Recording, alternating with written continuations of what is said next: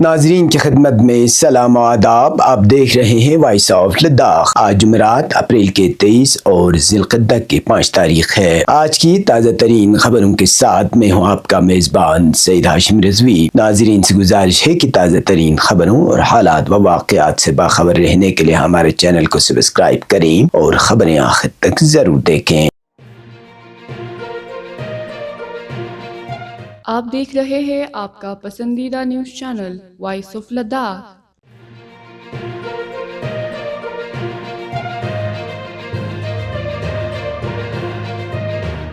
لداخ میں سیاحت کے شعبے کو فروغ دینے کے لیے لیفٹیننٹ گورنر ونے کمار سکسینہ نے سیاحت کے شعبے میں تاریخی نوعیت کی اصلاحات کی منظوری دے دی ہے۔ ان اصلاحات کا مقصد سیاحتی صنعت کو ضابطہ جاتی پیچیدگیوں سے آزاد کرتے ہوئے کاروبار میں آسانی پیدا کرنا اور سیاحوں کے مجموعی تجربے کو بہتر بنانا ہے۔ سرکاری ذرائع کے مطابق اصلاحات سیاحتی شعبے سے وابستہ اسٹیک ہولڈرز پر عائد ضابطہ جاتی بوجھ کو کم کرنے، رجسٹریشن کے نظام کو سادہ، یکساں اور عوام دوست بنانے کے لیے متعارف کرائی گئی ہیں۔ اس اقدام کے تحت پورے مرکزی زیر انتظام علاقے میں سیاحتی یونٹس کے لیے ایک مربوط اور ہموار رجسٹریشن فریم ورک قائم کیا جائے گا۔ یہ پیش رفت لیفٹیننٹ گورنر کی جانب سے سیاحت سے وابستہ مختلف تنظیموں اور نمائندوں کے وفود کے ساتھ متعدد اجلاسوں کے بعد سامنے آئی ہے۔ نئے فریم ورک کے تحت سیاحتی یونٹس کے لیے یکساں رجسٹریشن نظام متعارف کرایا گیا ہے، جس میں دستاویزات کی تعداد کو نمایاں طور پر کم کیا گیا ہے، غیر ضروری درجہ بندیوں کو ختم کیا گیا ہے اور رجسٹریشن تجدید اور منتقلی کے طریقہ کار کو آسان بنایا گیا ہے۔ اس کے علاوہ ڈیجیٹل اور مقررہ وقت میں منظوری کے نظام کو فروغ دیا جائے گا تاکہ شفافیت اور جواب دہی کو یقینی بنایا جا سکے، جبکہ مقامی سطح پر کاروباری سرگرمیوں کی حوصلہ افزائی بھی کی جائے گی۔ ان اصلاحات کو لداخ میں سیاحت کے فروغ، سرمایہ کاری میں اضافے اور مقامی معیشت کو مضبوط بنانے کی سمت ایک اہم سنگ میل قرار دیا جا رہا ہے۔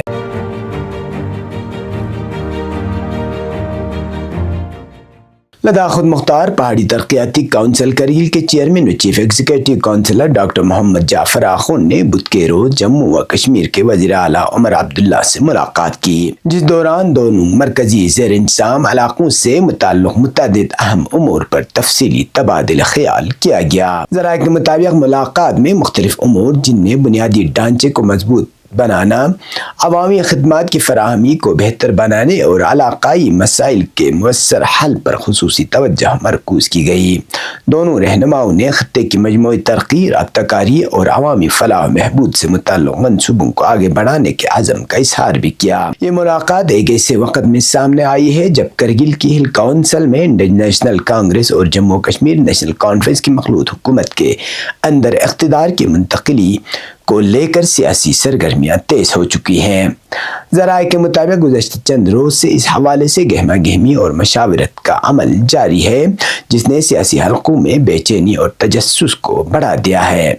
سیاسی مبصرین ڈاکٹر جعفر آخوند کی نیشنل کانفرنس کی اعلیٰ قیادت سے ملاقات کو بھی اسی پس منظر میں دیکھ رہے ہیں، جہاں آئندہ حکمت عملی اور قیادت کی تبدیلی کے امکانات پر غور کیا جا رہا ہے۔ ادھر اقتدار کی منتقلی کے معاملے پر دونوں اتحادی جماعتیں الگ الگ سطح پر مشاورتی اجلاس منعقد کر رہی ہیں۔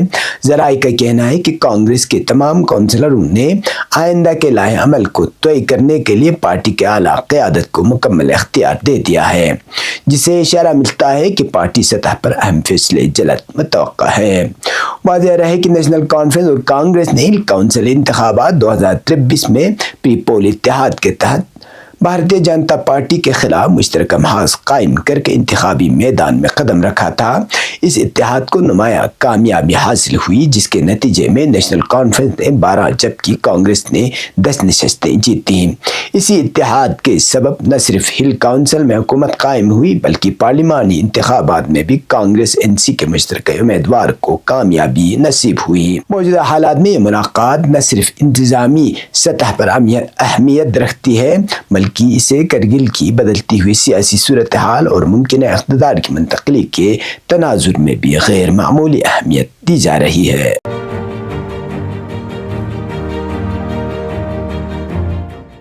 ڈپٹی کمشنر کرگل و چیف ایگزیکٹو آفیسر لداخ خود مختار ترقیاتی کونسل کرگل راکیش کمار کی صدارت میں ایک اہم اجلاس منعقد ہوا، جس میں ضلع بھر میں ڈیجیٹل تعلیمی اقدامات کے نفاذ کا جائزہ لیا گیا۔ اجلاس میں بتایا گیا کہ سمگرا شکشا کے تحت تقریباً 395 اسمارٹ ٹی ویز سکولوں کو فراہم کیے گئے ہیں۔ اس موقع پر زور دیا گیا کہ ان وسائل کو ابتدائی تعلیم میں مؤثر انداز میں استعمال کیا جائے، جس میں بالوا ٹیکہ سطح کے ویڈیوز، تدریسی مواد اور سبق منصوبے شامل ہوں تاکہ بچوں کی ہمہ جہت نشو و نما کو یقینی بنایا جا سکے۔ اجلاس میں فیصلہ لیا گیا کہ بالوا ٹیکہ کلاس رومز میں اسمارٹ ٹی ویز کی دستیابی کو یقینی بنایا جائے تاکہ ان کا زیادہ سے زیادہ استعمال ممکن ہو سکے۔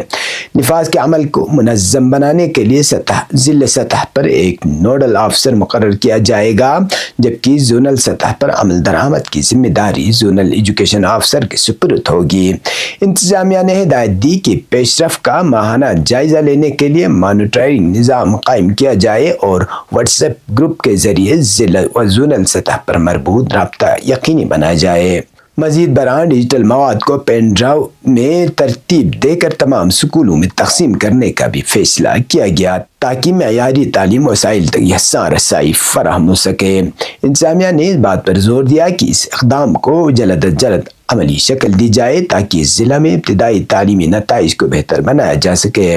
اجلاس میں chief education officer Kargil, principal DIET Kargil اور ویسٹ بنگال کے سیکرٹری نانترم نے آن لائن شرکت کی۔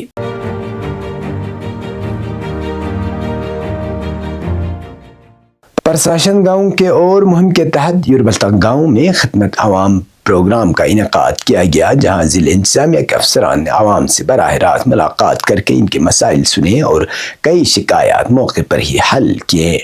پروگرام کی قیادت additional deputy commissioner Kargil Shabbir Hussain نے کی، جبکہ کونسلر یوربلتا منظور حسین سمیت مختلف محکموں کے افسران بھی موجود رہے۔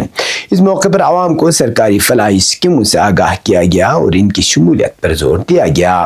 عوام نے سڑک رابطہ، پاشی، پینے کے پانی، تعلیمی و سپورٹس سہولیات اور دیگر ترقیاتی مسائل اٹھائے، جن پر افسران نے فوری کارروائی کی یقین دہانی کرائی۔ بعد ازاں افسران نے مختلف مقامات کا دورہ کر کے مسائل کا جائزہ لیا اور متعلقہ محکموں کو ہدایت جاری کی۔ مقامی لوگوں نے اس اقدام کو سراہتے ہوئے اسے عوامی مسائل کے مؤثر حل کی جانب اہم قدم قرار دیا۔ پیش قومی اور بین الاقوامی خبریں۔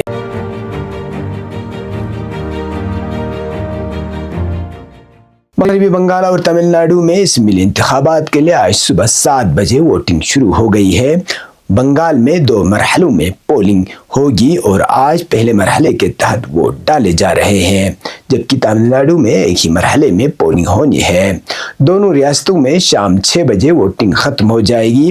بنگال میں پہلے مرحلے میں 16 اضلاع کی 152 سیٹوں کے لیے پولنگ ہو رہی ہے، وہیں تمل ناڈو اسمبلی کے تمام 234 اسمبلی سیٹوں کے لیے ووٹنگ ہو رہی ہے۔ الیکشن کمیشن نے دونوں ریاستوں میں پرامن اور منصفانہ انتخابات کو یقینی بنانے کے لیے حفاظتی انتظامات سخت کر دیے ہیں۔ ووٹوں کی گنتی 4 مئی کو ہوگی۔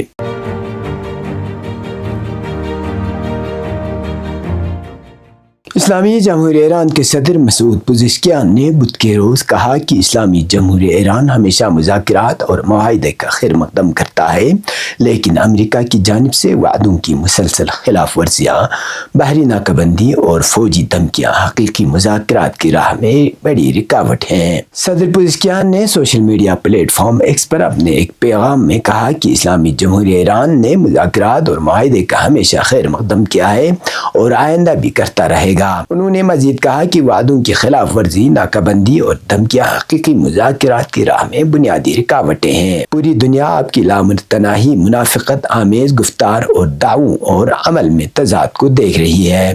یہ بیان ایسے وقت میں سامنے آیا ہے جب خطے میں کشیدگی عروج پر ہے اور جوہری معاہدے کے حوالے سے امریکہ اور ایران کے درمیان غیر رسمی مذاکرات کے امکانات زیر بحث ہیں۔ تاہم امریکی بحری موجودگی اور پابندیوں میں مسلسل اضافے نے صورتحال کو مزید پیچیدہ بنایا ہے۔ واضح ہے کہ ایران نے ہمیشہ سفارتی حل پر زور دیا ہے، لیکن امریکہ کی غیر متوقع پالیسیوں کو مذاکرات کی راہ میں سب سے بڑی رکاوٹ قرار دیا جا رہا ہے۔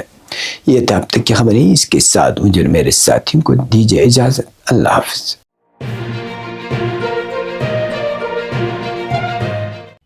मकामी, कौमी और बैनुल अक़वामी खबरों से बाखबर रहने के लिए चैनल को लाइक, शेयर और सब्सक्राइब करें। साथ ही बेल आइकन दबाना न भूलें।